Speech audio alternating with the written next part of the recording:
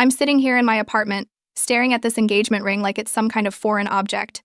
The tears won't stop coming. I'm Maya Chen, 26 years old, and I thought I had my whole life figured out. I was the girl who never caused trouble, who got straight A's, who made her parents proud. I colored inside the lines. Always. Daniel Morrison was supposed to be my forever. We met 3 years ago at some charity gala my company sponsored. He walked up to me with that confident smile, wearing a suit that probably cost more than my monthly rent. "You look bored," he'd said. "I am," I'd admitted, surprising myself. "Let's fix that." And just like that, I fell. He was charming, successful, everything I thought I wanted. His family seemed to welcome me, his mother Patricia with her tight smiles, his father with his firm handshakes. I should have known better. The signs were there from the beginning. Small things I told myself didn't matter. "Maya, that dress is a bit much, don't you think?" He'd say when I wore something bright. "Your laugh is so loud. Maybe tone it down at the partner dinner. Do you really need to work? Once we're married, you should focus on being a proper wife." Each time I'd change. The dresses got more conservative. My laugh got quieter. I even started looking at resignation letters I never sent. Because I loved him. Right? That's what I told myself every single time I felt a piece of me disappear. The distance grew over the past year. Canceled dates, missed dinners, always work, always some important case, always something more important than us. But I stayed. I adjusted. I made excuses. Look where that got me. The night that destroyed everything was supposed to be special. Our 3-year anniversary. I made reservations at Marcello's, Daniel's favorite Italian place. I bought a new dress, navy blue, modest neckline, the kind his mother would approve of. I even got my hair styled in that sleek updo, Patricia once said, made me look presentable. I was ready by 5:30, excited, hopeful. Maybe this dinner would remind us why we fell in love. At 6 o'clock, my phone buzzed. "Can't make it. Big case. You understand." I stared at that text for 10 minutes. No apology. No, "I'm sorry." Just an assumption that I'd understand. It was the 3rd time that month he'd canceled on me. I sat on my couch in that stupid dress, feeling like the biggest fool in the world. That's when someone knocked on my door. "Oh, hell no," Jess said the moment she saw me. "You're not sitting here like this." Jessica Park had been my best friend since college. Where I was cautious, she was fearless. Where I followed rules, she rewrote them. We were complete opposites. But she'd stuck by me even when I'd pulled away to mold myself into Daniel's ideal woman. "Jess, I'm not in the mood." "Enough is enough, Maya. You're coming with me." "Where?" "Anywhere, but here." "Come on." Something inside me cracked. Maybe it was the 3rd canceled date. Maybe it was 3 years of shrinking myself. Maybe I was just tired. "Okay," I said. "Okay?" She looked shocked. "Let's go." We ended up at Eclipse, this downtown club I'd never been to. Daniel would have hated it too loud, too crowded, too common for his taste. But standing in line, feeling the bass thump through the walls, I felt something I hadn't felt in years. Anticipation. Inside, the music hit me like a physical force. Lights flashed in blues and purples and reds. Bodies moved everywhere. Free and uninhibited. Jess grabbed my hand and pulled me toward the bar. "2 shots!" she yelled over the music. "Jess, don't even start. Tonight you get to be Maya again. Not Daniel's fiancé. Not his mother's project. Just you." I took the shot. Then another. I wasn't trying to get drunk, I just wanted to feel something other than disappointment. We moved to the dance floor. And for the first time in years, I let go. I wasn't thinking about proper behavior or what anyone would think. I was just moving, feeling the rhythm, existing in the moment. The freedom was intoxicating. The music pounded through my entire body. I'd forgotten what this felt like, being young, being free, being alive. Jess was dancing beside me, laughing. And I was laughing too. Real, loud, uncontrolled laughter.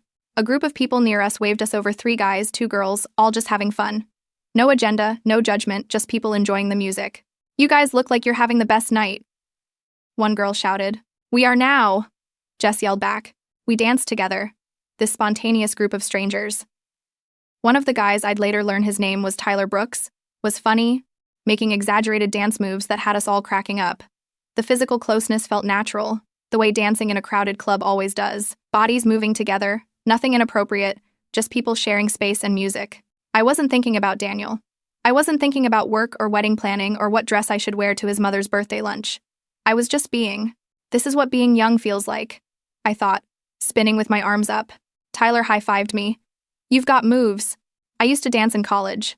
What happened? Life happened, I said, but I was smiling. What I didn't know, what I couldn't have known, was that someone from Daniel's law firm was there. Someone with a camera. Someone who would turn 23 seconds of innocent dancing into the weapon that would destroy my life. I danced until my feet hurt, until I was sweating and breathless and more myself than I'd been in 3 years.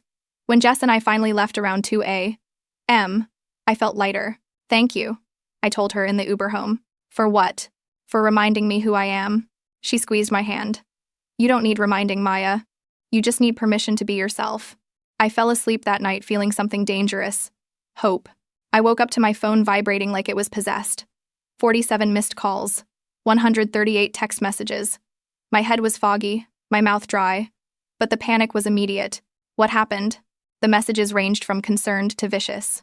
Maya, is this really you? I can't believe you'd do this to Daniel. Wow, showed your true colors, huh? What a slut. My hands shook as I scrolled. Then I saw it, the video. 23 seconds that captured me dancing with Tyler and the others. The angle made it look so much worse than it was. The way our bodies were close, the way I was moving out of context. It looked scandalous. Like I was grinding on random men, being provocative, being exactly what I wasn't. The caption made me sick. Daniel Morrison's fiancé getting wild at Eclipse? Guess we know why he works so late? No, I whispered. I called Daniel immediately. It rang and rang. No answer. I called again. And again. 15 times. Each call going to voicemail. Finally, someone answered. Hello? Not Daniel. His mother. Patricia. Where's Daniel? I need to talk to him. I think you've done enough damage, Maya. Her voice could have frozen fire. Patricia Morrison had never liked me. I wasn't from the right family, didn't have the right pedigree, but she'd been polite enough before. Now the mask was off. It's not what it looks like. I can explain. Daniel will contact you when he's ready to discuss the dissolution of your engagement. Dissolution. The word hit me like a punch. Wait, please. She hung up. I tried texting Daniel. Calling. Nothing. I threw on clothes and drove to his penthouse in Midtown. My heart racing. My mind spinning excuses and explanations. The doorman stopped me in the lobby. I'm sorry, Miss Chen. Mr. Morrison left instructions that you're not to come up, but I'm his fiancé. I'm sorry, he repeated. But his face said he wasn't sorry at all. I stood there in the marble lobby, surrounded by luxury I'd never felt comfortable in, and realized something terrifying. Daniel had already made his decision. Without hearing my side, without giving me a chance, I was being erased. 2 days of torture passed. 2 days of watching that video spread, watching strangers dissect my character, watching my life implode. Finally, Daniel agreed to meet me. Coffee shop on 5th Street. Noon. Don't be late, his text said. I arrived at 11:30, rehearsing what I'd say. I'd explain that it was innocent, that I was just dancing, that I loved him, that we could fix this. I was desperate, pathetic, everything I swore I'd never be. When Daniel walked in at noon exactly, he wasn't alone. Ryan Mitchell was with him, Daniel's best friend and business partner. Ryan had always been decent to me, one of the few people in Daniel's circle who treated me like a person instead of an accessory. But today, he wouldn't meet my eyes. Daniel, I started as they sat down. I'm so glad I've been thinking about this for 2 days, Maya. His voice was flat, emotionless. About who you really are versus who I thought you were. Let me explain what happened. He held up his hand, silencing me like I was a child. You humiliated me. My colleagues, my clients, my mother, everyone saw that video. You were grinding on random men like some, I don't even know what to call it. I wasn't grinding on anyone. We were just dancing. It's a club, Daniel. That's what people do. This isn't about one night. He leaned forward, and I saw disgust in his eyes. Real, genuine disgust. This is about judgment. Character. You're not wife material, Maya. I need someone I can trust to represent our family with dignity. The words physically hurt. I looked at Ryan, desperate for support, for someone to tell Daniel he was overreacting. Ryan stared at his coffee cup. You're breaking up with me because I went dancing? I'm ending this because you showed me who you really are. Someone without self-control. Without class. I wanted to scream.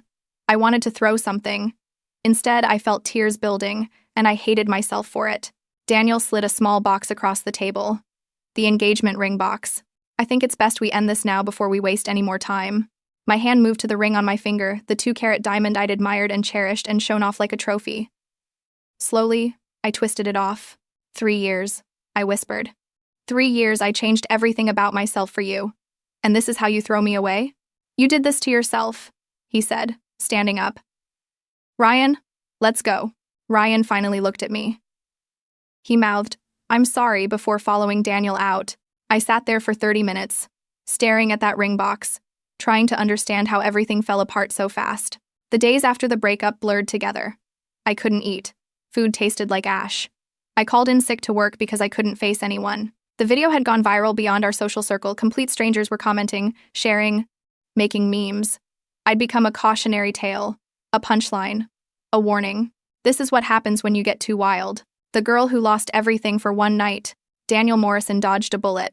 I stayed in my apartment with the curtains drawn, living on crackers and shame. Then Sophia Rodriguez showed up. Sophia was a coworker from marketing, vibrant, confident. Everything Daniel had said was too much. She'd tried to befriend me multiple times, invited me to happy hours and brunches, but I'd always declined. Daniel said she was unprofessional, too loud, not the kind of person I should associate with. She knocked until I answered. Go away, I said through the door. Not happening, Maya, open up. I don't want. I have wine and Thai food, open the damn door. I did. She took one look at me and pulled me into a hug. I broke down, sobbing into her shoulder while she held me. We sat on my couch, and she let me cry without judgment. When I finally calmed down, she asked the question no one else had. But what do you think? Do you think you did something wrong? I didn't know how to answer. I'd been conditioned to see myself through Daniel's eyes for so long. I don't know. That's the problem, Maya. You don't trust your own judgment anymore. Jess called every day, furious on my behalf. Daniel's a controlling asshole who never deserved you. She'd rant. But I couldn't hear it. I felt empty, hollow. Like everything I'd built my identity on had been ripped away. My father called on day 5. Maya Bear, he said, using his old nickname for me. Talk to me. Dad, I messed up everything. Did you? Everyone thinks so. I asked what you think. I cried again. My dad, Marcus Chen, had always been my rock. He ran a small printing business, nothing fancy, nothing that impressed Daniel's family. But he was good and kind and real. Dad, I don't know who I am anymore. Then maybe it's time to figure that out. And Maya?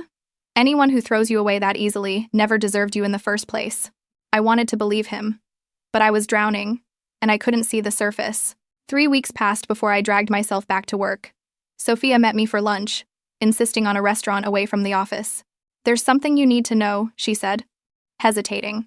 I've been debating whether to tell you, but you deserve the truth. My stomach dropped. What truth? She pulled out her phone, pulled up photos, and slid it across the table. Daniel, with a woman I didn't know. Beautiful, polished, professional. They were at dinner, at a hotel, getting into a car together. Who is that? Vanessa Kim. She works at his firm. Corporate law, comes from old money, everything Daniel's family would love. I zoomed in on the timestamps. These photos went back months. Some over a year. Dates that matched perfectly with times Daniel said he was working late or had business trips. How long have you known? My voice sounded far away. Sophia looked guilty. I saw them together 2 months ago. I wasn't sure if I should say anything. You seemed so happy. And I thought maybe I was wrong. Maybe it was just business. But after what he did to you, after he acted like you were the one who betrayed him, she didn't need to finish. I sat there, staring at those photos, feeling something shift inside me. While I was changing everything about myself, while I was trying to be his perfect fiancé, while I was getting my hair styled and my dresses approved and my laugh quieted, he was with someone else, and he had the audacity to destroy me over dancing. The humiliation I'd been drowning in transformed into something sharper, hotter, rage. I couldn't let it go. I needed to hear it from him. I went to Daniel's office the next day, unannounced. His secretary stood up when she saw me. Miss Chen, you can't. I walked past her, pushed open his office door. Daniel was there with Vanessa. They weren't kissing or doing anything obvious, but the comfort between them was undeniable. The way they sat close, the way they looked at each other. We need to talk, I said. Daniel's face hardened. Maya, this isn't appropriate. I'm working. Like you were working all those nights you canceled on me? I pulled out my phone, showed him the photos. Working late? Business trips? Was this the big case that was so important? His face went pale, then cold. Vanessa stood up. I should go. No, stay, I said. You're part of this. How long? How long were you sleeping with my fiancé? Maya, you need to leave, Daniel said, standing. The door opened. Emma Morrison, Daniel's younger sister, walked in, probably hearing the commotion. Emma was only 23, but she'd always been the rebel of the family.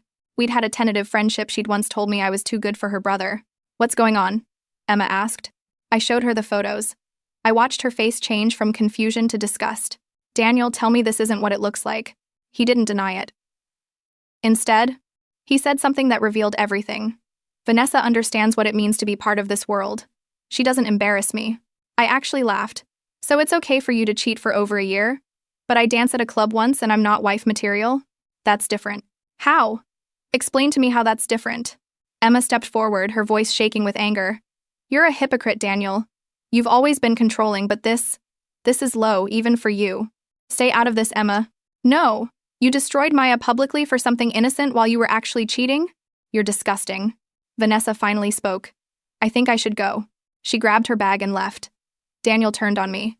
Are you satisfied? You've made your scene. Satisfied? You ruined my reputation. My life. Over a video while you were the one actually betraying our relationship. And I'm the villain? You humiliated me. No, Daniel, you humiliated yourself. And now everyone's going to know it. I walked out of that office with my head high, Emma beside me. I'm sorry, she said in the elevator. I'm sorry my brother's such an ass. It's not your fault. I'm going to make sure Mom knows the truth. He doesn't get to play victim. Word spread fast. Emma told their mother everything. Ryan Mitchell, apparently carrying guilt, confirmed to mutual friends that he'd known about Vanessa. The narrative started changing. People began asking questions. Wait, so Daniel was cheating the whole time? Maybe the video was just his excuse to end it. Did you hear he'd already been preparing a breakup? I discovered more through Emma. Daniel had been working with his lawyer for months before the video, preparing a prenup that was so one-sided it was insulting. He'd been planning his exit, just waiting for the right moment, the right excuse that would make me look bad. The club video was a gift to him, but now people saw the truth. His perfect image started cracking. I ran into Patricia Morrison at a charity event Sophia dragged me to. I tried to avoid her, but she walked straight up to me. Maya? Mrs. Morrison, I underestimated you, she said quietly. I thought you were weak. Someone Daniel could control. I was wrong. It wasn't an apology. Patricia Morrison didn't apologize. But it was acknowledgement. Your son is exactly who you raised him to be, I said. Someone who values image over substance. She didn't respond, just nodded slightly and walked away. Meanwhile, Daniel's life started showing cracks. Vanessa ended things with him after realizing she was just another trophy to collect. His firm's partners started questioning his judgment not because he'd cheated, but because he'd been stupid enough to get caught publicly. His perfect reputation took hits from every direction. I didn't celebrate his downfall. I didn't need to. I just finally stopped caring. 6 months later, I'm sitting in my new apartment. It's smaller than the place I shared with Daniel, but it's mine. Bright yellow pillows on the couch. Daniel hated bright colors. Plants everywhere. He said they were messy. Art on the walls that makes me smile instead of impressing guests. I got promoted at work. Sophia convinced me to pitch a campaign I'd been too scared to suggest. It landed a major client. My boss actually said, "Where has this Maya been hiding?" Jess and I plan regular outings now. Clubs, concerts, karaoke bars. I don't feel guilty anymore for having fun. Last week, I ran into Tyler Brooks at a coffee shop. It took me a second to recognize him, the guy from that night at Eclipse. Maya, right? He said. The famous video? I laughed. Yeah, that's me. That was insane. I'm sorry you went through all that. Not your fault. How did it affect you? He shrugged. Got some weird messages, but nothing like what you dealt with. My girlfriend thought it was funny. We talked for a few minutes. Normal conversation. He was a graphic designer. Funny, kind, just a regular person who'd been caught in the same moment I had. Life's too short to let other people define you, he said before leaving. I'm learning that. I agreed. I think about Daniel sometimes. 3 years is a long time to give someone.